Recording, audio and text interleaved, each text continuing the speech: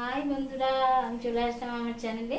তো সকালে জলখাবার আমার হয়ে গেছে। জলখাবারে পরোটা করলাম, এই যে পরোটা। এখন মাকে দেব।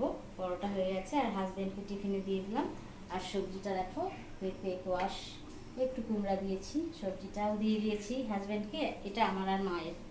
আর সাথে টক দই, এই যে টক দই দেখছো।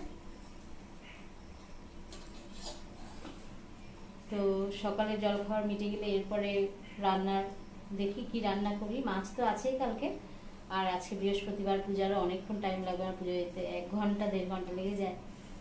এই জন্য আজকে কাজটাও আমার মানে একটু সব শিডিউল টাইম আমাকে ঠিক মতো সব করতে হবে, যে এরপরে এটা করতে হবে, মানে একটু রেস্ট নিলে আমার হবে না আজকে, প্রচণ্ড কাজ। ওকে, তো আমি আসছি পরে। তো আমার রান্না শেষ হয়ে গেছে, রান্না হয়ে গেছে। ভাড়ালি ছেঁচকি করেছি, ভাড়ালি তো অল্প হয়ে যায়, 2টো ভাড়ালি কাটা হয়েছিল, একদম কচিও হয়তো একদম অল্প হয়ে যায়। ভাড়ালি তো একবার লাগি, রাত্রে তো অবশ্যই কিছু করতে হবে। আর আমাদের গাছের আম দেখো ভিজিয়ে রেখেছি, অনেকক্ষণ আগে থেকে খাওয়ার সময় কাটবো। আর এই যে মাছের সর্ষা বাটা, মাছের সর্ষা বাটা।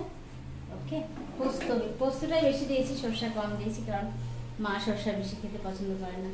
ওকে, তো এখন পূজা দিতে যাবো, আমার অনেকটাই টাইম লাগবে, আজকে বৃহস্পতিবার।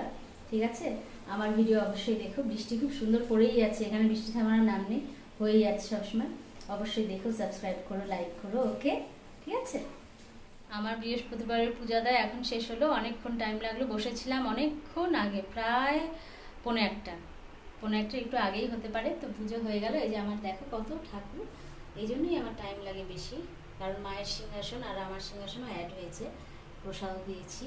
আজকে বৃহস্পতিবার, মা লক্ষ্মীর দিন, ঘর বসিয়ে পাঁচালি পরে ঠাকুরের জপ করে আমার পূজা সুসম্পন্ন হলো। ওকে, তো এখন প্রসাদ সরাবো, সব চালকলা মাখবো, তারপর ঠিক আছে, তারপর আমি আসছি।